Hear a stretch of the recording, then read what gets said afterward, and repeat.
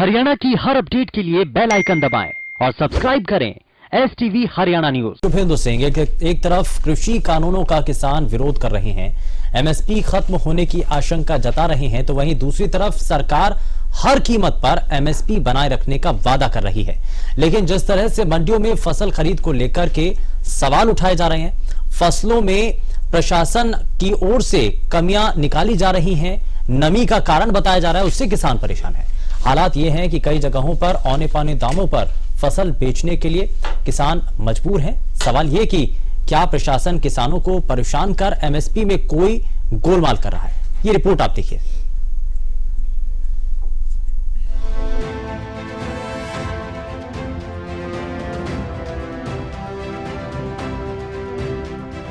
प्रदेश में फसल खरीद का काम जारी है। किसान अपनी फसलों को लेकर मंडियों में पहुंच रहे हैं, लेकिन इस दौरान किसानों को कई परेशानियों का सामना करना पड़ रहा है। कभी गेट पास के नाम पर घंटों इंतजार करना पड़ता है, तो कभी सॉफ्टवेयर में खामी की वजह से किसानों को मंडियों में भटकना पड़ता है। पानीपत की अनाज मंडी में धान के ठीक रेट न मिलने के कारण किसानों में काफी गुस्सा है। किसान कह रहे हैं कि उनके साथ धोखा हो रहा है। किसानों ने बताया कि ना तो धान की उठान सही टाइम पर हो रही है और ना ही उनके धान की सही कीमत मिल पा रही है। भाई साहब, जीरी के किले पे एक एकड़ पे 20-22 हजार रुपये खर्च आता है और बिक रही है आज 35 हजार रुपये की वो सारी जा रही है एक एकड़ पे है। 4 साल बाद जब इलेक्शन नजदीक आ जाता है, जब उसी के रेट 4,000 हो जाते हैं, अब 2,000 रुपये बिक रही है। उठान भी नहीं हो रहा जी, उठा भी नहीं हो रहा है। और 1509 है जो ये PR है, इसका PR का तो बिल्कुल ही नहीं उठा हो रहा है। जिसका बोल रहे सरकारी रेट हम ये देंगे वो देंगे, उसका तो उठा भी नहीं हो रहा। देख लो मंडी में कितनी खड़ी। किसान सिर्फ उठान नहीं होने से परेशान नहीं है, बल्कि जब मंडी में धान लेकर पहुंचते हैं तो धान में कई कमियां निकालकर किसानों को परेशान किया जाता है। किसानों का आरोप है कि किसी में नमी का बहाना बनाते हैं तो किसी में ज्यादा सूखे की बात कहकर अनाज लेने में आनाकानी करते हैं। हम तो जी परेशान हो रहे हैं, बिल्कुल ना तो कोई उठा हो रहा, सुखाना पड़ रहा है। कोई किसी में नमी बताते हैं, किसी में कुछ करते हैं कोई सुक्की भी ज्यादा बता दें जिसने ना लेनी हो, और लूट का भाव हो रहा है। जो लागत क्या जी, पसीना आ रहा देने पड़ रहे। जो इसका ठेके का दाम को ठेके के दाम की गिनती करो ना, 50,000 रुपये के नीचे हैं हम। किसानों का आरोप है कि मंडी में मनमानी चल रही है। फसल की खरीद मंडी प्रशासन पर निर्भर है, उनकी कोई सुनवाई नहीं हो रही है। दिक्कत तो ये है, सरकार सिर्फ फॉर्मेलिटी पूरी कर रही है, दिखावा है, खरीद कर नहीं रही। ना तो इसकी मोटी की हो रही खरीदे, हो जाए है तो टाइम पे मालदाना नहीं मिलता, मालदाना मिल जाए तो उठान नहीं होता। मतलब इतनी परेशान कर रहे हैं पब्लिक, इसको आम जमींदार को भी, और मजदूर भी उसमें काम नहीं मिलता, परेशान है। आड़ती भी परेशान है। उधर से 1509 है, 1509 में भी PR का भाव में ले रहे हैं। 1509 को भी जो प्राइवेट वाले हैं, मन मर्जी आवे, किसी की डेयरी ले ले, अच्छी लगे तो ले ले, ना ले ले तो ना सही। मनमाना रवैया बन रहा है, कोई सुनवाई नहीं, कोई किसी का दबाव नहीं, कोई कुछ नहीं, सिर्फ ड्रामा है, दिखावा है और कुछ नहीं। वहीं अनाज मंडी के प्रधान धर्मवीर मलिक ने किसानों के बहाने प्रदेश BJP अध्यक्ष और पूर्व कृषि मंत्री OP धनखड़ पर निशाना साधा है। मैं मंत्री जी से, एक्स मंत्री जी से और BJP प्रधान से पूछना चाहता हूं कि आपकी 6 साल सरकार रही, आपने स्वामीनाथन लागू क्यों नहीं किया? जब तो आप कमीज उतार कर फिरते थे, लोगों को बरकरा रहे थे कि हम आप स्वामीनाथन आयोग लागू करेंगे, लेकिन सरकार आने के बाद आप अपने सब वादे भूल गए। वहाँ पर बैठकर, रेस्ट हाउस के अंदर बैठकर, कभी कहते हैं कांग्रेस करवा रही, कभी कहते हैं कोई करवा रही, सारे को कांग्रेस ही करवा रही। जहाँ पर जो कुछ हो रहा, दूसरों के ऊपर ठेकरा फोड़ने से पहले अपने गिरेबान में झांके, और अपने गिरेबान में झांककर कृषि मंत्री जी ये देखे कि आपका किसान आज एक्स कृषि मंत्री ये देखे कि आपका किसान कितना दुखी है। यह हाल सिर्फ पानीपत मंडी का नहीं, बल्कि रादौर मंडी में भी कुछ यही हाल है। हालत यह है कि किसानों को गेट पास लेने के लिए घंटों लाइन में इंतजार करना पड़ता है, जिसकी वजह से मंडी के बाहर जाम की स्थिति बन जाती है। यही नहीं, भूखे प्यासे किसान अपनी फसल बेचने के लिए इधर से उधर भटकते रहते हैं और कोई संज्ञान नहीं लेता। अपना माल चलवाया आ जाओगे, जब भी मतलब वो पोर्टल के हिसाब से मैसेज आवा था मोबाइल में गेहूं की फसल में, तो अब मैसेज जो है परसों का आ रहा, किसी का 3 क्विंटल का, किसी का 4 क्विंटल का, और किला दिखा रहे हैं 25 क्विंटल लेंगे। तो जिम्मेदार तो यहाँ फंस गया ना, कभी कहते हैं वेबसाइट नहीं चल रही हमारी है? तो अब ये वेबसाइट हम थोड़ी ना चलावेंगे, ये तो गवर्नमेंट का काम है। ये टाइम से पहले यहाँ से चले गए, इनकी साइटें वगैरह चली हुई थी, तो परसों की मेरी धान यहाँ पे पड़ी है लगभग 60 क्विंटल। और यहाँ पे जब आया इनके बार, जब वहाँ पे पूछा उनको कि कितने क्विंटल का, कि 11 क्विंटल का, तो मैंने इनके मार्केट कमेटी में अंदर आया मैं। फसल खरीद में देरी का खामियाजा सोहना अनाज मंडी में भी किसानों को भुगतना पड़ रहा है। हालत यह है कि जिले की अन्य मंडियों की अपेक्षा सोहना की अनाज मंडी में सबसे कम फसलों की खरीद हुई है। यहाँ पिछले एक हफ्ते में 210 किसानों से सिर्फ 5,158 क्विंटल बाजरा की खरीद हुई है। 2188 किसानों की फसल 15 नवंबर तक प्रशासन ने खरीदने का आश्वासन दिया है। हालांकि प्रशासन का कहना है कि सॉफ्टवेयर की वजह से जो दिक्कत आ रही है उसे दूर कर लिया गया है और अब सुचारू रूप से खरीद होगी। अभी तक हमारे पास 210 किसान आए हैं और उनका 5,158 क्विंटल बाजरा हमने खरीदा है जी। और हमारे यहाँ टोटल 2188 किसानों का रजिस्ट्रेशन पोर्टल पे है, जिनका हमें खरीद करना है 15 नवंबर तक। ये अभी तक टेक्निकल प्रॉब्लम, कल तक कुछ प्रॉब्लम आ रही थी, जिसका हमने NIC और अपने टेक्निकल डिपार्टमेंट्स को पत्राचार के माध्यम से और दूरभाष के माध्यम से समस्याओं को दूर करा दिया और अभी स्मूथली चल रहा है काम। कहीं सॉफ्टवेयर में खराबी तो कहीं फसल उठान में देरी किसानों के लिए मुसीबत का सबब बन गई है।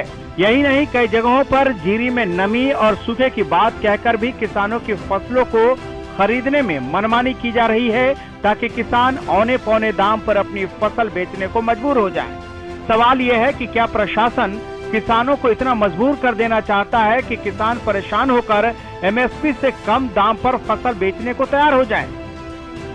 Bureau report, Haryana news. सवाल बहुत सारे हैं, लेकिन जरा जल्दी से आगे बढ़ते हैं और आज के खास मेहमानों से सबसे पहले आपको मिलवाते हैं। आप हमारे साथ भारतीय किसान यूनियन ए से प्रदेश अध्यक्ष अतर सिंह संधू जी कार्यक्रम में जुड़ चुके हैं, किसानों की बात रखेंगे। बहुत स्वागत है सर आपका कार्यक्रम में। भारतीय जनता पार्टी से प्रवक्ता भारत भूषण जोयाल जी कार्यक्रम में जुड़ चुके हैं, बहुत स्वागत है सर आपका। कांग्रेस पार्टी से प्रवक्ता जितेंद्र चंदेलिया जी कार्यक्रम में जुड़ चुके हैं, जितेंद्र जी बहुत स्वागत है। जननायक जनता पार्टी से प्रवक्ता दलबीर धनखड़ जी हमारे साथ कार्यक्रम में, बहुत स्वागत है सर आपका। और इंडियन नेशनल लोकदल से प्रवक्ता अमनदीप केसरी जी हमारे साथ कार्यक्रम में जुड़ चुके हैं। अमनदीप जी बहुत स्वागत है आपका कार्यक्रम में। लेकिन शुरुआत जरा सबसे पहले मैं अतर सिंह संधू जी, मंडियों के अंदर किसानों को क्या क्या परेशानी आ रही है? कई आज भी मंडियां ऐसी हैं जहां पर उठान को लेकर के परेशानी है, फसल खरीद नहीं हो पा रही है, चाहे वो सर्वर खराब होने को लेकर शिकायत हो या फिर गेट पास को लेकर के या मैसेज को लेकर के भी कई किसानों की तरफ से शिकायत रखी जा रही है कि उनके पास जो फसल है वो तो ज्यादा है, लेकिन जब गेट पास उनका दिया जाता है तो वो बहुत कम फसल का दिया जाता है। तो ये सब कुछ जब कहा जा रहा है, सरकार तो दावा कर रही है कि हम खरीद कर रहे हैं, मंडियों के अंदर खरीद चल रही है, लेकिन दूसरी तरफ जो ये तस्वीरें हैं, क्या कहना चाहते हैं? देखिए शुभेंदु जी, मैं अब किसानों को सुन रहा था, बड़ी दुखद बात है। मेरा एक सबसे पहले मैं बात कहना चाहूंगा, जिस देश का किसान सुरक्षित नहीं या खुशहाल नहीं, वो देश कभी तरक्की नहीं कर सकता। सेम सिचुएशन भारत देश में है। अब मंडी में जो किसान फसल लेकर के आता है, सपोज करो वो 20 क्विंटल फसल लेकर के और उसके पोर्टल में रजिस्ट्रेशन हुआ 19 क्विंटल के, 1 क्विंटल के वापिस लेके जाएगा क्या वो? ये जो रजिस्ट्रेशन का जो मामला है, ये बड़ा अजीब मामला है। किसान नहीं समझ पाता है इस चीज को। ये बार बार किसानों को पोर्टल के नाम पर, कभी रजिस्ट्रेशन के नाम पर जो बरगला जा रहा है, जो परेशान किया जा रहा है, इसका पूरी तरह से सरकार को सोचना चाहिए। मैं अभी एक किसान को सुन रहा था, एक बलजीत सिंह किसान है, डोब भिवानी में गांव है, उन्होंने बता दी 200 किलो मन बाजरा है मेरे पास, और मेरा 1 एकड़ में 8 क्विंटल बाजरा होता है। मैंने जब पता कि रजिस्ट्रेशन में 4.25 किले का रजिस्ट्रेशन हो पाया, तो इसका मतलब 30 क्विंटल बाजरा है, वही बिकेगा उसका, तो 80 क्विंटल 50 क्विंटल कहां लेके जाएगा बाजरे को? तो ये बड़ी दुखदायी बात है। बाजरे की जो लिमिट है भाई, एक तो सरकार कहती है अच्छी फसल होनी चाहिए, अगर अच्छी फसल करता है सरकार कहता नहीं हम तो उसको लेंगे, हम तो लिमिट से लेंगे। तो ये किसानों के साथ बड़ा अन्याय हो रहा है, सरकार को सोचना चाहिए। और सरकार इस हालात में अगर किसान की, पहले किसान वैसे परेशान है क्योंकि किसान को बचता कुछ नहीं। मैं किसानों को सुन रहा था, मुश्किल से एक किसान 20-25 1000 रुपये लेके आप फसल पे खर्च करता है और 25,000 रुपये के ठेके पे जमीन लेता है 6 महीने की, अगर उसको एक फसल की लूं, और मुश्किल से 35,000 की जीरी पैदा करता है और 40,000 रुपये उसका खर्च हो जाता है। तो किसान तो एक फसल में 10,000 के नुकसान में, तो उसके परिवार का क्या होगा, क्या हालात होंगे किसान के। अब सरकार ने इधर से एमएसपी के बारे में सरकार बरगला रखा है किसानों को, इधर से मंडियों के बारे में डरा रखा है किसानों को। जब सरकार ने, मैं अभी 2 दिन पहले जो मार्केटिंग बोर्ड के सेक्रेटरी हैं हरियाणा के, वो राम कुमार बेनीवाल उनका नाम है, मैंने उनसे बात की थी, भाई पानीपत के कुछ किसानों का बाजरा अभी तक उन्होंने मेरी पानी मेरी विरासत में उन्होंने पोर्टल में अप्लाई किया, जिसमें 7,000 किसान को मिलने थे। उसके बाद 2 पोर्टल थे, एक पोर्टल का नाम था मेरी फसल मेरा ब्यौरा, उसमें रजिस्ट्रेशन कराने भूल गए, क्योंकि किसानों को क्या पता 2 जगह रजिस्ट्रेशन होता है, उनका बाजरा नहीं बिक पा रहा। हमने सेक्रेटरी से बात की, भाई इनका बाजरा तो खुलवाओ। अब सरकार के मंत्री जेपी दलाल जी का ये कहना था, अरे भाई वो खुल गया तो बड़ी मुश्किल माई, क्या मुश्किल आ जाएगी, राजस्थान का बाजरा आ जाएगा। कोई बात नहीं, राजस्थान का भी तो किसान है बेचारा, अगर उसका बाजरा अच्छे भाव में बिक जाए तो दिक्कत क्या है आपको। तो सेक्रेटरी ने, हमने सेक्रेटरी को कहा भाई ये बड़ी दिक्कत बात है, क्योंकि कुलदीप बनाना जो किसान है उनके पानीपत के अध्यक्ष, उन्होंने मेरे संज्ञान में बात लेकर के आई थी।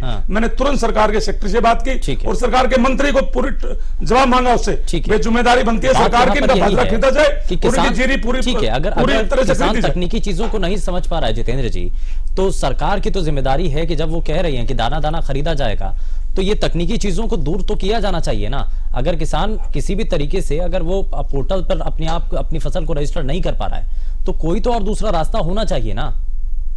देखिए सुवेंदु जी, मैं बताना चाहता हूं आपके चैनल के माध्यम से, हमारी जो लड़ाई है वो किसान को उसका अधिकार, उसको न्याय दिलाने की है।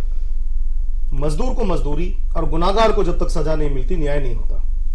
आज जो सरकार दावे कर रही है, आज जो प्रदेश के कृषि मंत्री हैं जेपी दलाल जी जो दावा कर रहे हैं और मुख्यमंत्री जी जो दावा कर रहे हैं, आपके सामने है, आपने ग्राउंड जीरो पे जाके रिपोर्ट की है, आपने किसानों को सुना है, उनके इंटरव्यूज लिए हैं। आज किसान परेशान है, उनकी फसल सड़कों पर पड़ी हुई है, और जिस तरीके के इन्होंने नियम और कानून बनाए हैं, हर व्यक्ति किसान में पढ़ा लिखा नहीं है, वो 2-2 जगह रजिस्ट्रेशन कराने में सक्षम नहीं है, तो बड़ी टेक्निकल दिक्कतें उनको आ रही हैं, और किसान को उनकी फसल का ये मुआवजा पूरा दे नहीं पा रहे हैं, जो किसान के साथ बहुत बड़ा छलावा है। सरकार के सिर्फ दावे हैं और कुछ नहीं है। किसान का इस सरकार में सबसे बड़ा शोषण है। कल भी आपके चैनल पर डिबेट में एक बात की थी, माननीय हमारे धनखड़ साहब यहाँ पर बैठे हैं, दलबीर जी बैठे हैं यहाँ पर, सॉरी, तो दलबीर जी ने एक बात कही थी कि भोले किसान दुश्मन को पहचाना और बोलना सीख ले। सच्चाई है कि भोला किसान समझ नहीं पा रहा है कि ये सरकार उसके साथ क्या कर रही है। ये जो काले अध्यादेश ये जो लेके आए हैं, ये काले अध्यादेश सिर्फ और सिर्फ पूंजीपतियों को फायदा उठाने के लिए, मंडियों की बात कीजिए ना, मंडियों की मैं बात करता हूं। मंडियों में किसान की फसल क्यों नहीं खरीद रही है सरकार, क्यों नहीं खरीद रही है? तो उनकी नीति स्पष्ट है, किसान के प्रति बिल्कुल उदारता नहीं है, ठीक है, सरकार के दिल में। और किसान बेचारा परेशान है, उसका सोना सड़कों पर पड़ा हुआ है, जो बड़ा दुर्भाग्यपूर्ण है। से लेकर के किसान जो अन्नदाता है देश का, आज वो भारत भूषण जी, ये उठान को लेकर के, खरीद को लेकर के ये कहा जा रहा है, ठीक है, आप कृषि कानूनों के ऊपर हम नहीं जा रहे, लेकिन मंडियों के अंदर जब आप ये कह रहे हैं कि व्यवस्था कुछ करने में थोड़ी सी शुरुआत में जरूर कठिनाई आई होगी, वो चुनौती होती है, हर सरकार के सामने आती है, लेकिन अब तो समय बीत गया, अब तो किसानों की जो परेशानियां हैं वो कम होनी चाहिए। 6 साल तक ये परेशानी दूर नहीं कर पाई किसान की भारत भूषण, भारतीय जनता पार्टी। ठीक है, जरा जवाब ले लेते हैं भारत भूषण जी।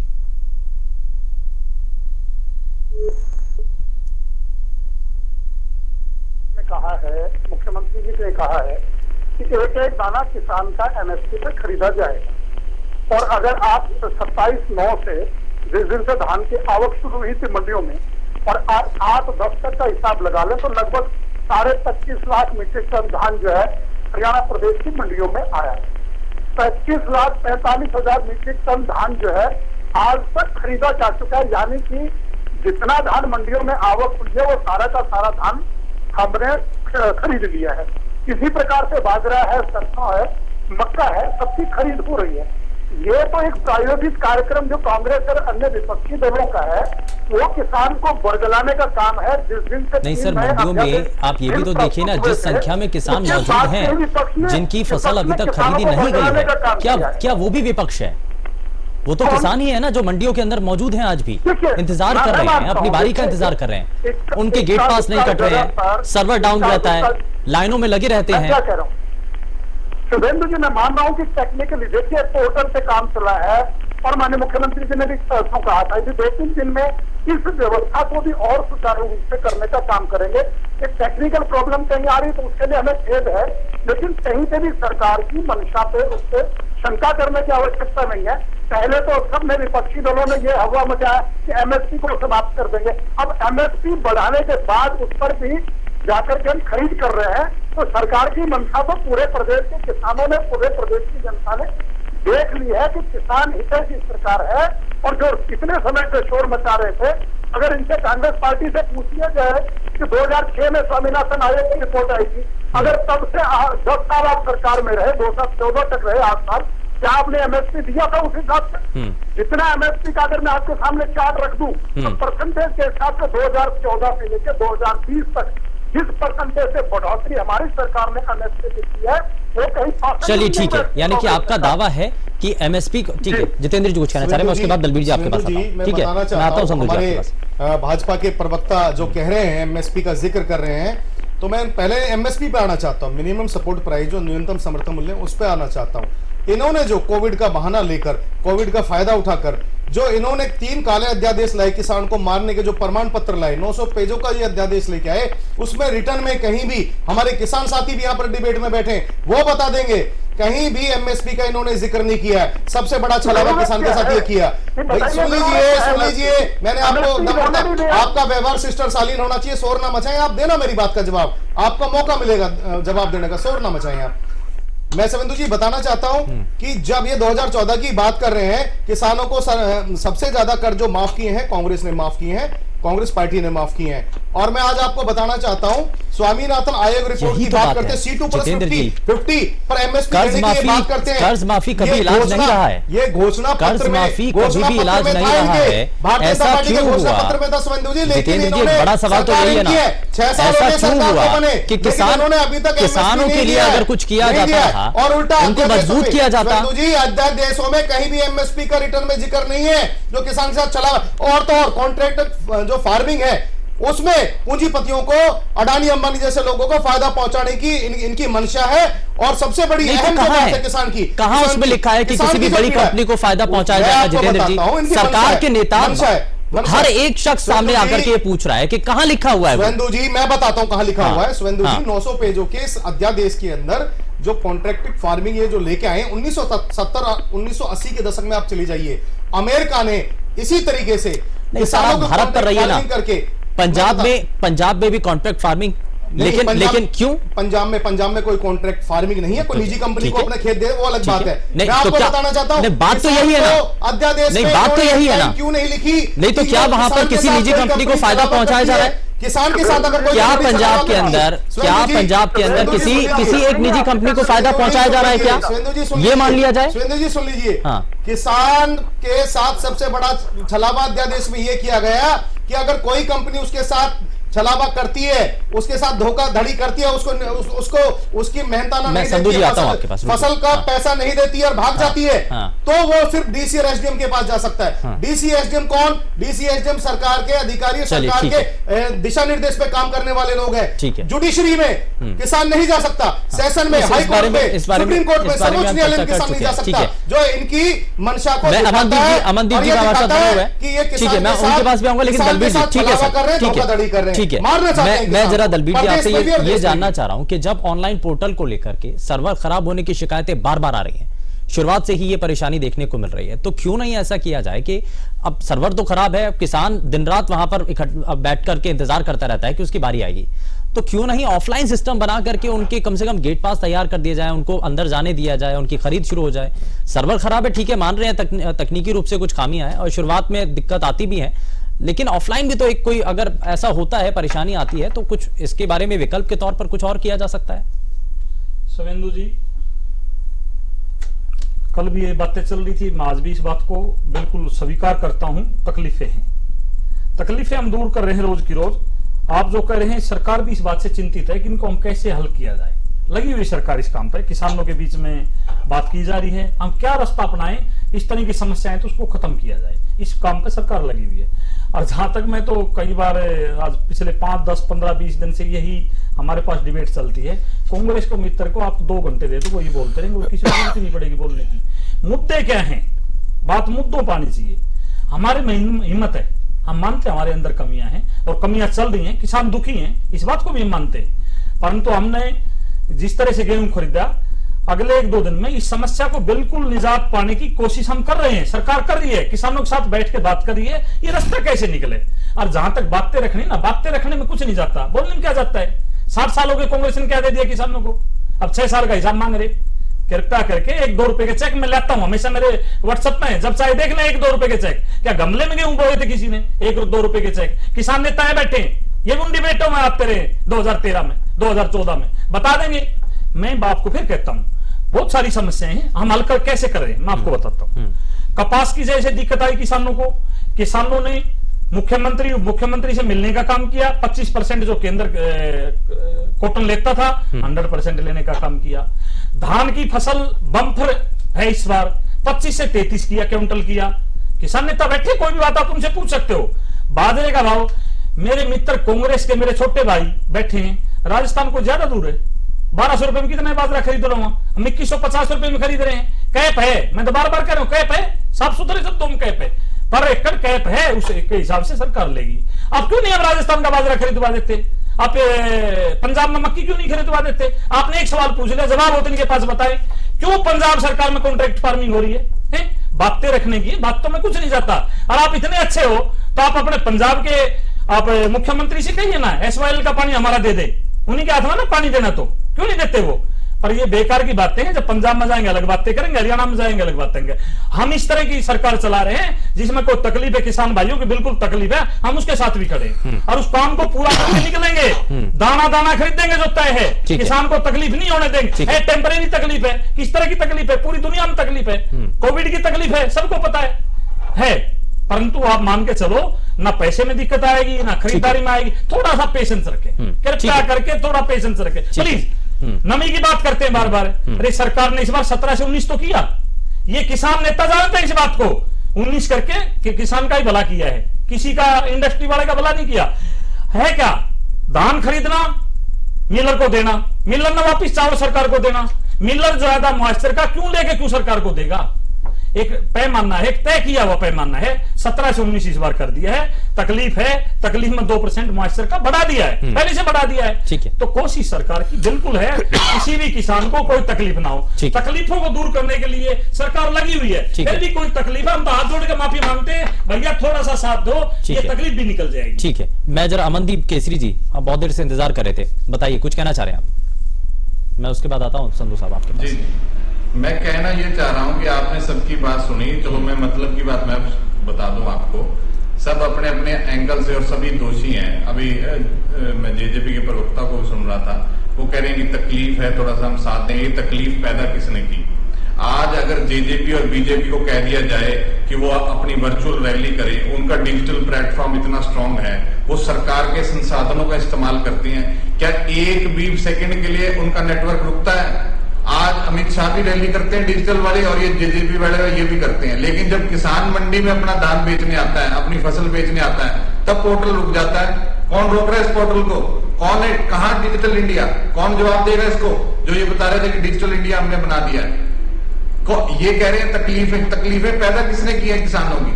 और दूसरी बात ये 19% नमी की बात कर रहे हैं, दलवीर धनखड़ जी ऑन रिकॉर्ड दिखा दे, 17 नहीं आदेश आया 19% का, आज भी 17% नमी के अंदर किसान की धान खरीदी जा रही है, 19 में नहीं खरीद रहे हैं। और ये यहाँ पर बैठ के आपके स्टूडियो में बैठ के सभी राजनीतिक दल की बातें कर देते हैं। ये क्यों नहीं सरकार के बंदे मंडियों के अंदर आते? आप दिखाइए इनके स्क्रीनशॉट, आपने रिपोर्ट दिखाइए सरकार का प्रतिनिधि कब मंडी में गया, कब किसानों को समझाने गया, कब उनकी साथ खड़ा हुआ। जब सरकार का खुद विधायक धरने पर बैठ जाता है, इससे बड़ा उदाहरण मैं नहीं दे सकता। वो आज अपनी जमीन पहचान चुका है कि किसानों के मन में कितना रोष है, व्यापारियों के मन में कितना रोष है सरकार के प्रति, इसलिए वो सरकार के खिलाफ खड़ा होता है। कोई वैसे नहीं है। और जब संघ परिवार के संगठन भारतीय किसान संघ भारतीय मजदूर संघ सरकार की निंदा करते हैं कि ये जो 3 काले कानून है वो किसानों के लिए डेथ वारंट है और ये आके यहाँ पे बातें मारते हैं। और इसी तरह कांग्रेस के मित्रों से मैं कहना चाहूंगा, आज हरियाणा पंजाब के किसान ने इतना बड़ा आंदोलन खड़ा कर दिया, राहुल गांधी जो यहाँ पे उनका श्रेय लेने आ गए हैं।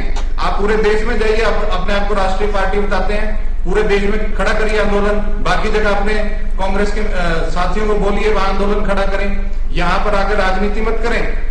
और बताइए एसवाईएल का पानी कब देंगे राहुल गांधी, बताएं।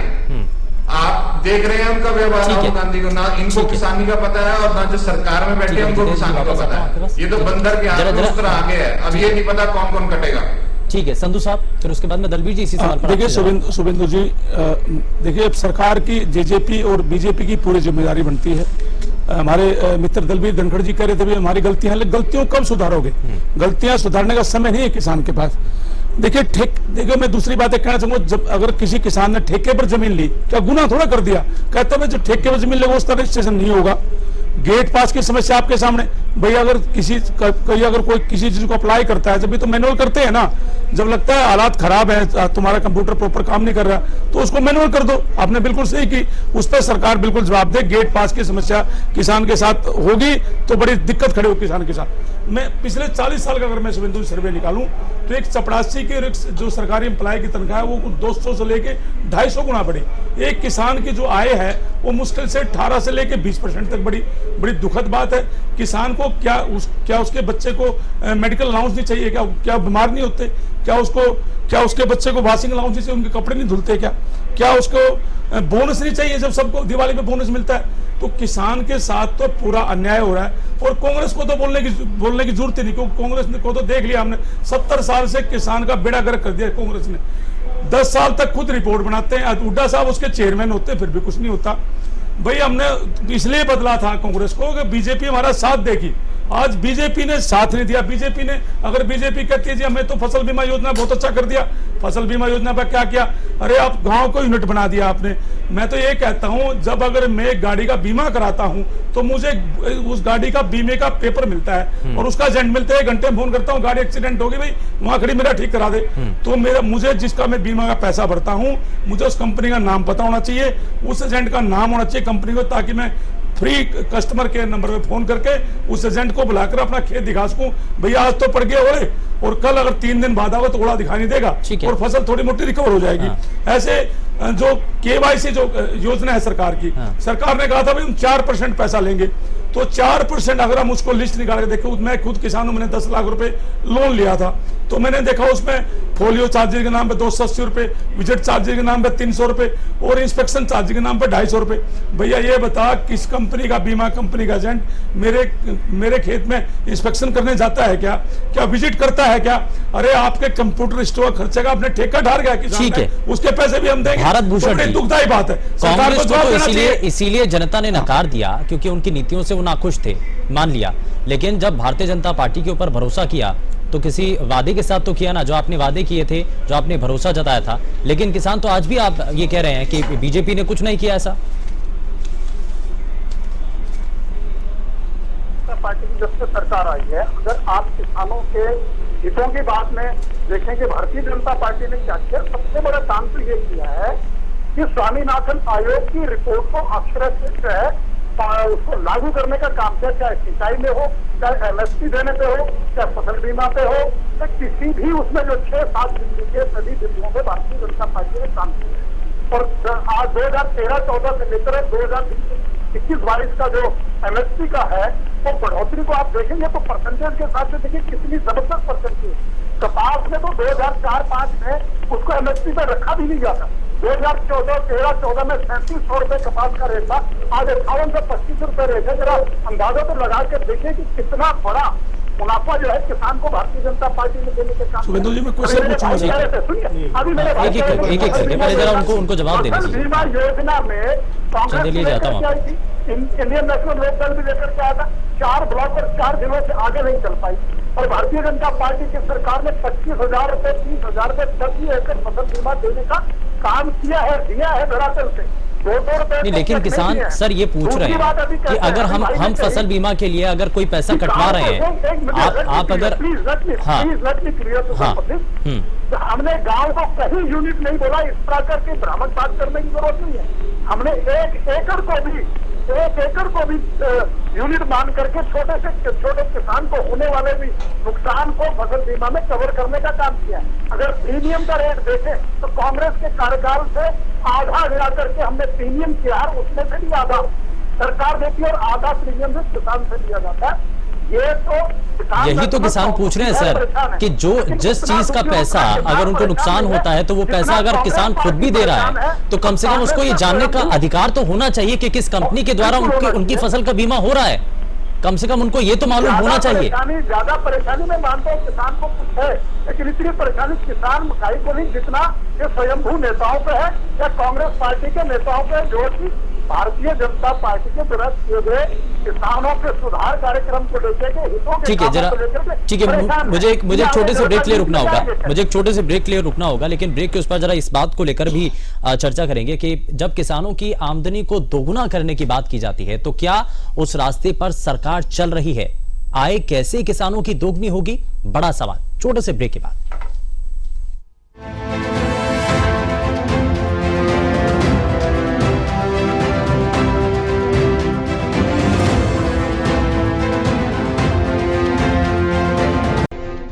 ब्रेक के बाद आप सभी का स्वागत है। जरा जल्दी से आगे बढ़ते हैं और एक जो बड़ा सवाल जिसको लेकर के बार बार सवाल उठता है कि आमदनी किसानों की दुगनी कैसे होगी, जरा आप इस विषय पर भी आ जाते हैं। जितेंद्र जी जरा सबसे पहले मैं रिएक्शन ले लेता हूं, मैं अमनदीप जी आपके पास भी आता हूं, मैं संधू जी फिर उसके बाद आपके पास आऊंगा। देखिए संधू जी, बड़े दुर्भाग्य की बात है, जैसे हमारे भाजपा के साथी महिमा मंडन कर रहे थे अभी अपनी पार्टी का, मैं बताना चाहता हूं देश के अंदर जहां भी नरेंद्र मोदी जी ने रैली की है वहां पर बड़े किसान नेताओं की कसम खाकर झूठ बोला है। मेरठ रैली के अंदर चौधरी चरण सिंह की कसम खा के झूठ बोला कि गन्ना किसानों को उनकी उचित फसल का मुआवजा दिया जाएगा। जो आज तक गन्ना किसान सड़कों पर हैं, आज तक उनको उनकी फसल का उचित मूल्य नहीं दिया। रेवाड़ी के अंदर उन्होंने ऐसे ही झूठ बोला, चौधरी देवीलाल जी की कसम खाकर उन्होंने झूठ बोला। तो बड़े दुर्भाग्य का विषय, नरेंद्र मोदी जी जहां जाते हैं वहां सिर्फ झूठ बोलते हैं। इनकी सरकार झूठ के अलावा किसानों को कुछ नहीं दे रही है। ऊपर से इनकी नीति यहां स्पष्ट होती है, जहां प्राथमिकताएं फसल को मुआवजा देने का होना चाहिए, जहां 40,000 एकड़ फसल हरियाणा में खराब हो गई, इनकी बीमा कंपनियां वहां पर नहीं पहुंच रही हैं, इनकी सरकार फेल हो चुकी है, किसान को मुआवजा नहीं दे पा रही है, किसान की जो फसल है वो सड़कों पर पड़ी हुई है, तो बड़ा दुर्भाग्यपूर्ण है। मुझे नरेंद्र मोदी जी और प्रदेश की इस गठबंधन की सरकार पर और खासकर मैं मोदी जी के ऊपर बोलना चाहूंगा, जो अपने आप को किसान हितैषी मजदूर हितैषी बताते हैं। मैं राहुल गांधी जी के बारे में बताऊंगा, मैं तुलना करूंगा मोदी जी और राहुल गांधी जी की। राहुल गांधी जी ने किसानों के घर घर जाकर किसान यात्रा ये मौका तो सर ये किसानों की बात आप तुलना अगर करेंगे, नहीं देखिए आप अभी की बात कीजिए, आप तुलना करेंगे तो पिछला कार्यकाल भी आ जाता है। आज किसी भी क्षेत्र की आप बात कर लीजिए, हर क्षेत्र में छलावा किया है, हर क्षेत्र में इन्होंने कुशासन दिया है, सुशासन नहीं दिया। आप देख लीजिए हाथरस में क्या अलग क्यों किया जितेंद्र चंदेला जी, हाथरस के अंदर अब कौन सा मोड़ दे रहे हो हाथरस की बेटी को? ये जितेंद्र जी आपको भी जनता ने मौका दिया ना, बेरोजगार युवाओं एक लंबे समय तक किसानों की बात हो, ये आपको लंबे समय तक किसानों ने भी मौका दिया और देश की जनता ने भी मौका दिया, लेकिन आप शायद उनकी आप उनकी उम्मीदों पर खरे नहीं उतर पाए और इसीलिए आपको सत्ता से दूर किया। भारतीय जनता पार्टी को मौका दिया और इसीलिए भारतीय जनता पार्टी से भी जनता सवाल कर रही है। एंकर की तरह नहीं लग रहे। नहीं, आप कुछ भी कह सकते हैं, ये आप स्वतंत्र हैं। देखिए ये इसलिए कहा जाता है, समय दीजिए ना, नहीं मैं 52,000 करोड़ मैं इसलिए कह रहा हूं सर, कांग्रेस पार्टी ने। आप अगर मध्य प्रदेश के कृषि मंत्री ने स्वीकार किया कि कमलनाथ सरकार ने, चलिए ठीक है, किसानों के कर्ज माफ किए। मुझे एक पंक्ति याद आती है एक शायर की, कि इतने बदनाम हुए हम तो इस जमाने में, लगेंगी सदियां हमको भुलाने में, ना पीने का सलीका ना पिलाने का सहूर, ऐसे भी कुछ लोग चले आए हैं मैं खाने में। सड़क से संसद तक जाता है ऐसे, लेकिन नरेंद्र मोदी जी को सरकार चलाना नहीं आ रहा। भारत भूषण जी मैं आपसे इस पर जवाब लूंगा, जिस धरने पर सरकार भारत भूषण जी मैं आपसे इस पर जवाब लूंगा, लेकिन अमनदीप केसरी जी किसानों के साथ कर रही है, अमनदीप केसरी जी और ये तीनों काले अध्यादेशों की हम निंदा करते हैं। ये किसान को मारने का प्रमाण पत्र है। हर क्षेत्र में देश की आवाज के साथ अन्याय कर रहे हैं। देश का अन्नदाता, उस पर लाठीचार्ज किया, बाकी वक्ताओं को भी जरा सुन ले। सुवेंदु जी 307 अटेम्प्ट टू मर्डर ऐसी धाराएं लगाई, लेकिन अभी तक भी कोई मुकदमा वापस नहीं लिया गया है। किसान नेता यहां पर बैठे, और अभी जब रणजीत सिंह जी जो बिजली मंत्री हैं और दुष्यंत चौटाला जी, वहां पर जब प्रोटेस्ट किसानों ने किया, उनके घर पे जाके किसानों ने किया, मैं बताना चाहता हूं आपके चैनल के माध्यम से, किसान अपनी बात को रखने के लिए गए थे। अभिव्यक्ति की आजादी है, देश में कोई भी व्यक्ति भारत के गरिमापूर्ण संविधान के तहत अपनी बात रख सकता है, लेकिन दुर्भाग्य की बात यह है किसान को वहां आंसू गैस के गोले मिले, वहां लाठियां मिली, वहां वाटर कैनन मिली और 40 किसानों पर मुकदमे दर्ज हुए। घसीट घसीट कर किसानों को पीटा है, अन्नदाता को पीटा है। ना भगवान माफ करेगा, ना देश की आवाम माफ करेगी इस सरकार को। ये बौखला चुके हैं और चलिए जरा पहले जवाब ले लेता हूं। ठीक है, अब जरा जवाब ले लेता हूं मैं, उसके बाद बाकी मेहमानों के पास आऊंगा। शैलजा जी ने ठीक है, गृह मंत्री को भी मकुल जवाब दिया है। ठीक है, भारत भूषण जी पहले जरा जवाब दे दिए, अब मैं बाकी वक्ताओं के पास बाद में जाऊंगा। ठीक है जितेंद्र जी, ठीक है, अब आपने देखिए कोई राजनीतिक मंच तो है नहीं सर, ये राजनीतिक मंच नहीं है। ठीक है भारत भूषण जी। माननीय जितेंद्र जी, मैं आपको एक उदाहरण आप मोदी जी के बारे में देने का प्रयास करें। मैं एक उदाहरण देना चाहूंगा। एक समय एक प्रधानमंत्री थे, वो राजस्थान गए थे, किसान से उन्होंने पूछा कि ये क्या है, उसने बोला हरी मिर्च। उसने वो दूसरे पूछा कि ये क्या है, बोला लाल मिर्च। आप मुद्दे पर बोलिए भैया, आप मुद्दे पर बोलिए। किसान की हालत बद से बदतर कर दिया आपने हरियाणा के अंदर, देश के अंदर। आप मुद्दे पर बोलिए। आपके अध्यादेश में रिटर्न में एमएसपी क्यों नहीं लिखा गया कि न्यूनतम समर्थन मूल्य हम देंगे? आपके अध्यादेश में 900 पेजों के अध्यादेश में क्यों आपने नहीं लिखा कि अगर कोई भी निजीकरण कंपनी या कोई ठेकेदार या कोई फर्म किसान के साथ छलावा करती है, धोखा करती है, तो जुडिशरी में जा सकता है किसान? आपने क्यों नहीं लिखा?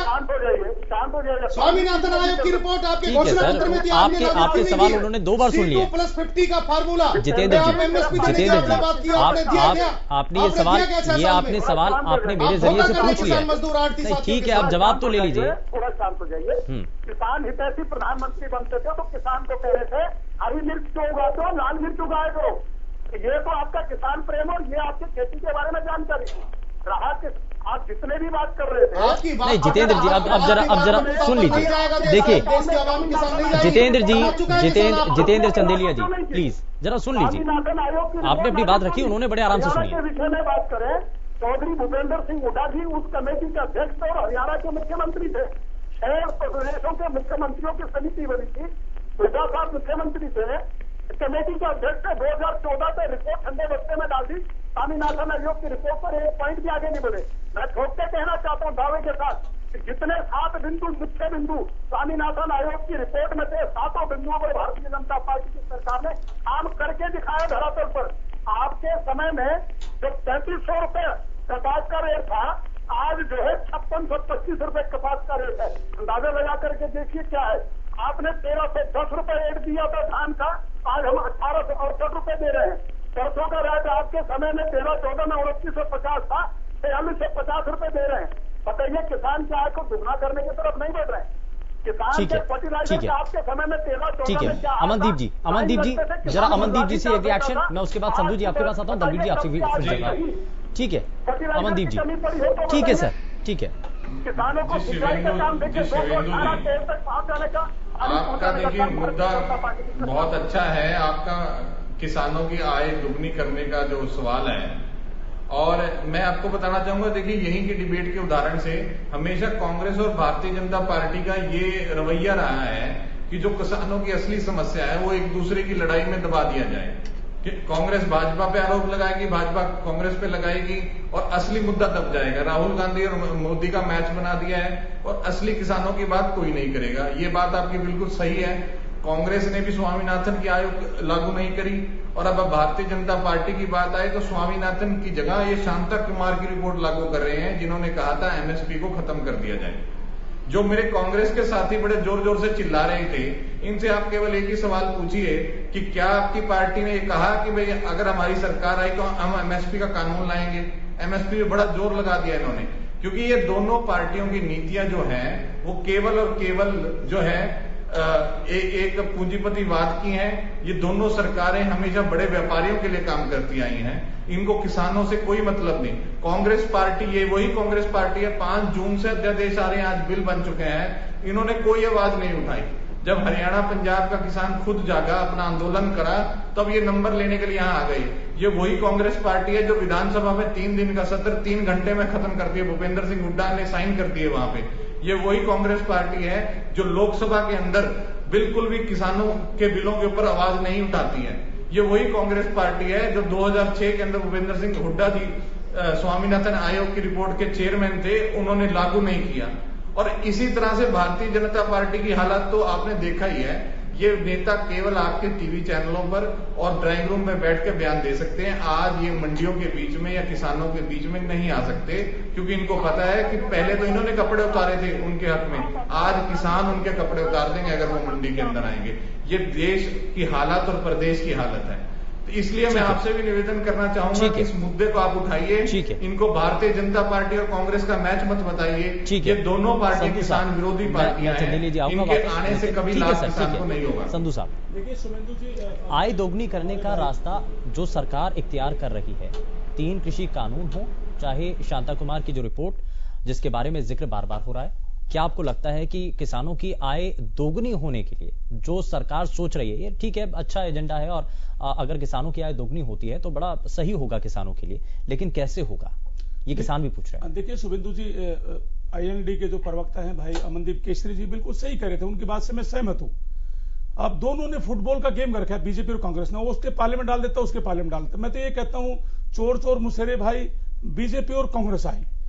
देखिए सरकार की मंशा नहीं है किसानों के बारे में करने की। मुद्दे पर बोलिए। देखिए भाई साहब, मैं आपके बीच में तो नहीं बोला ना, मैं ये कहना चाहता हूं, बीजेपी सरकार, देखिए कांग्रेस की सरकार 10 साल तक रही भाई, स्वामीनाथन आयोग की खुद रिपोर्ट लेकर के खुद उसको लागू नहीं किया। अगर मैं बीजेपी अगर उसको रिपोर्ट को लेकर आती, लागू नहीं करती, फिर मैं बीजेपी से सवाल पूछता, पहले कांग्रेस को जवाब देना चाहिए। दूसरा मैं चाहता हूं, फसल बीमा योजना पे रेवाड़ी पे प्रधानमंत्री जी ने रैली सबसे पहले की, कहता है पहली कलम से लागू कर दूंगा किसान जो स्वामीनाथन का आयोग सीटू के आधार पर, हमें सीटू के आधार पर चाहिए, वैसे की जरूरत नहीं हमें। उसके बाद 2015 में सुप्रीम कोर्ट में एफिडेविट दे दिया, भाई हम तो लागू नहीं, सीटों के आधार पर तो लागू कर ही नहीं सकते। फिर सरकार ने वादा क्यों किया था? चंडीगढ़ में कृषि मंत्री ने और प्रदेश अध्यक्ष ने सुभाष बराला जी ने नगर प्रदर्शन किया, भाई हम तो लागू करेंगे, चिंता मत करो किसानों। किसानों ने सोचा चलो भाई अच्छा है, 10 साल तक कांग्रेस ने लूटा किसानों को, आज लगता है किसानों को अच्छे दिन आएंगे, तुम बीजेपी को सपोर्ट कर दो। बीजेपी ने भी किसानों का वही हाल किया। देखिए शुभेंदु जी, 50 रुपए गेहूं का रेट बढ़ा और डीएपी खाद का बढ़ गया 62 रुपए, तो किसान को क्या मिला? अगर मैं 10 साल का सर्वे निकालूं तो 320 रुपए एमएसपी तो बढ़ाई गेहूं में कांग्रेस ने और 480 रुपए बढ़ाए कांग्रेस ने। अगर मैं सीटू के आधार पर बात करूं तो गेहूं के जो रेट बढ़ना चाहिए था सीटू के आधार पर 7,200 रुपए 1 क्विंटल का रेट होना चाहिए था, और जीरी का रेट जो आज जीरी बिक्री है 200 रुपए बढ़ाए जीरे में, पिछले साल उन्होंने 5,000 रुपए कम से कम जीरी का रेट होना चाहिए था। तो ये बड़ी दुखद बात है। अब मैं एमएसपी पे लूं, 6% एमएसपी है फसलों पे, 93% पे एमएसपी है ही नहीं। अरे भाई पहले तो 100% पे एमएसपी करो, उसके बाद बात करेंगे। सरकार ने, दोनों सरकारों ने किसानों के साथ वो हाल किया कि किसान तो बेचारा मजबूर हो गया फांसी खाने पे। अब देश के किसान को अब हम लगातार 6 महीने से 2 महीने से 1-1.5 महीने से आंदोलन चल रहा है। भाई सरकार से एक ही तो बात कर रहे हैं, भाई आपने जो वादा किया था रेवाड़ी में, आप सिर्फ आपकी बख्तम बात थी, वो आपने लागू नहीं की। हम कहते लिख के दे दो भाई, तुमने जबान की थी तो जबान तो सारी झूठी निकल गई। अब एमएसपी का लिख के दे दो भाई, एमएसपी अगर इससे नीचे जाएगी उसमें सजा का प्रावधान है कंपनी के ऊपर, तो किसान संतुष्ट हो जाएगा। भाई मंडी व्यवस्था रखनी बहुत जरूरी, क्योंकि जो किसान की फसल आती है वो किसान के पास बारदाना नहीं है, ना वेयर हाउस है, ना कोल्ड स्टोरेज है। तो सरकार से मांगे कि भाई एक गांव में 2-2 वेयर हाउस और 2-2 कोल्ड स्टोर बनाए, उसमें फ्री रखने की व्यवस्था हो। भाई मंडी में तो किसान नहीं जाता, तो फसल बिके, फसल मुझे कहने का मौका दो। अगर फसल खराब होगी कंधों में सेट के नीचे डाल तो लूंगा। इसलिए मंडी की व्यवस्था किसान चाहता है। किसान को मंडी में इसलिए चाहिए कि उसकी फसल बची रहे, खराब ना हो, बिके ना, या दूसरी चीजों से उसका बचाव रहे। तो मैं ये कहना चाहता हूं, कांग्रेस और बीजेपी के प्रवक्ता दोनों साथी बैठे और मेरे भाई दलवीर धनखड़ जी, इन लोगों के प्रवक्ता भी बैठे। सरकार की जिम्मेदारी बनती है, ये समय नहीं है किसान के पास। अगर वे अगले महीने बता देंगे, जैसे पहले क्या आता था, मुआवजा आता था, दलवीर जी मुझे मुआवजा आता था, थोड़ा सा चाहिए, लेकिन किसान ये कह रहे हैं सरकार के खरीद तो अभी हो रही है, कुछ नहीं था, खरीद तो अभी हो रही है। बीते कई दिनों से जो डेडलाइन दी गई थी, जहां से शुरुआत होनी थी खरीद की, वो समय पर नहीं हो पाई, उसके बाद खामियां अभी तक चल रही हैं। तो किसान ये पूछ रहे हैं कि सर कितना समय और आपको हम देंगे सरकार को व्यवस्था बनाने के लिए? धन्यवाद सुरेंद्र जी, मैं आपको इस सवाल का भी जवाब दूंगा। बाकी पहले मैं कांग्रेस के मेरे मित्र ने 2-3 मुद्दे अच्छे उठाए, उठाने भी चाहिए, परंतु मैं इनसे प्रार्थना करूंगा, ये राष्ट्रीय पार्टी है, हालांकि देश की जनता ने इनको राष्ट्रीय पार्टी का दर्जा नहीं दिया, 10% से कम सीटें आई, कोई बात नहीं, फिर ये पूरे देश में इनका काम है ताकि ये बातें रखें। गन्ने के रेट का बड़ा मेरे भाई ने अच्छा जिक्र किया, पंजाब से हमारा गन्ने का रेट ज्यादा है, मैं आपको बताना चाहूंगा। बाजरे की बात कर रहे हैं बार बार। दक्षिण हरियाणा में हमारा बाजरा सबसे ज्यादा होता है और हमारा लगता हुआ राजस्थान है, राजस्थान से डबल रेट हमारे हरियाणा में बाजरे के। ये मेरे मित्र भी जानते हैं, किसान नेता है बैठे, इनसे आप पूछ सकते हो। ये किसान नेता पूरे हिंदुस्तान में घूमते हैं, ये बता सकते हैं राजस्थान का क्या भाव, इन्हें बताना भी चाहिए। मैं कह रहा हूं जिस पार्टी की राष्ट्रीय अध्यक्ष, मैं ज्यादा पर्सनल कभी नहीं होता, पर मेरे मित्र पता नहीं इतने आगे कांग्रेस वाले क्यों निकल जाते हैं। राष्ट्रीय अध्यक्ष है जो हमारी सोनिया गांधी जी, उनको ये नहीं पता लाल मिर्च कैसे पैदा होती है, हरी मिर्च कैसे पैदा होती है, लाल मिर्च का क्या भाव होना चाहिए। हरी बड़ी तकलीफ होती है, वो किसानों का मत बातें करते हैं। 2 फुट के आलू, माननीय भूपेंद्र सिंह हुड्डा के बेटे कहते 2 फुट के आलू उगाएंगे हम। अरे भैया 2 फुट की आलू तो भाई नई सी बात है, तो चिंता का विषय। एक मेरे इनेलो के मित्र ने अच्छे मुद्दे उठाए, नो डाउट बहुत अच्छे मुद्दे हम करेंगे, मैं वायदा करके जा रहा हूं आपसे। परंतु मैं एक अपने भाई से एक बात और उनसे भी पूछना चाहता हूं, कांग्रेस के मेरे मित्र से भी, दोनों सोसाजी बात है। SYL का पानी क्या हरियाणा को नहीं चाहिए? आप सबको पता है INLD जब थे, हम भी INLD में थे, जब पंजाब में माननीय सुप्रीम कोर्ट का 2nd टाइम फैसला आया तो वहां प्रकाश सिंह बादल जी की सरकार थी। उन्होंने सरकार वायदे को पलटने के लिए किसानों को मुआवजा वापिस दिया, जमीन को पाटने का काम किया। रहताज महीने लोग मेरे मित्र से पूछना चाह रहा हूं, हमारी पार्टी ने उस टाइम प्रेस कॉन्फ्रेंस करके एक वायदा किया था सरकार प्रकाश सिंह बादल से, हम कभी भी राजनीतिक गठबंधन नहीं करेंगे, SYL का पानी उन्होंने रोकने का काम किया है।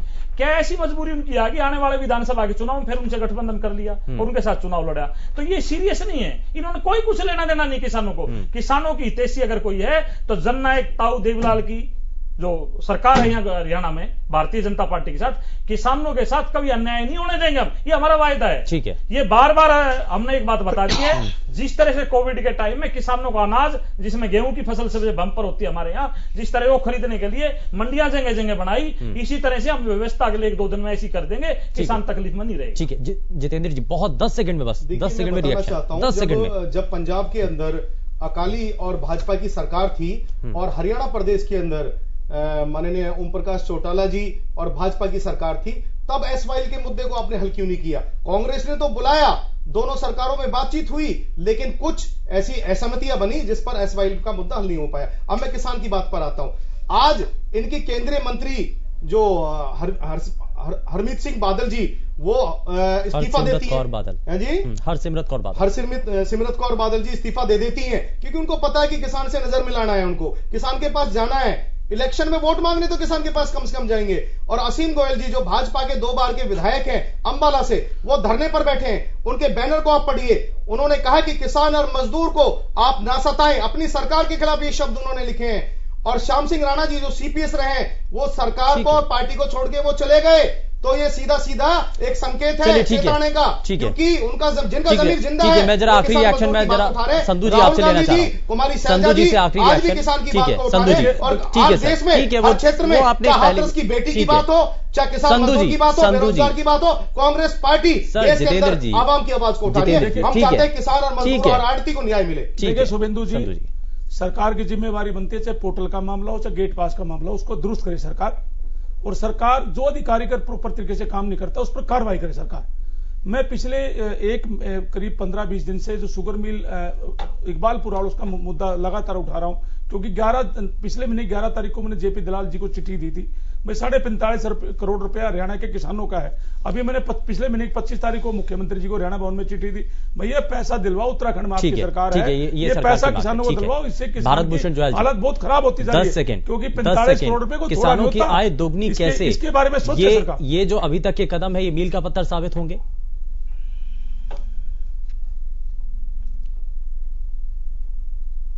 सभी की ओर से किसानों के आय को दुगना करने सर 10 सेकंड बस संकल्प लिया 2022 तक का, उससे हम लगातार काम कर रहे हैं। और जो 3 अध्यादेश लाए थे, जो बिल पास करवाए, उसमें उसका बहुत बड़ा रोल है। आप उसको ध्यान से देखें कि MSP से ऊपर अगर किसान को ओपन मार्केट में जाकर के कस्टमर सामान को खरीदने को तैयार होता है, छोटे उत्पादक के लिए ये बहुत बड़ी राहत का काम है। और जो उदाहरण के तौर पर 5 रुपए में टमाटर मंडी में जाके बिक जाता था और आम कस्टमर तक वो 20 रुपए में पहुंचता था, आज वो छोटा उत्पादक अगर रेडी पे ट्रॉली पे लेकर के उसको 10 रुपए 15 रुपए भी मार्केट में बेच लेता तो भी उसको दुगुना या बिल्कुल। तिगुना दाम अपने ठीक है। टमाटर का और आपके सरकार के मंत्री, आपके केंद्रीय मंत्री, ठीक है। आपके प्रदेश के विधायक धरने पर बैठे हैं, आपको नहीं दिखता? आप धृतराष्ट्र के ठीक है, सिंहासन से जुड़े हुए हैं। आप बहुत शुक्रिया धृतराष्ट्र सभी की तरह खास मेहमानों का कार्यक्रम में शामिल होने के लिए। ज्यादा समय इजाजत नहीं देता। बहुत शुक्रिया सभी खास मेहमानों का कार्यक्रम में शामिल होने के लिए। लेकिन जरा जाने से पहले आज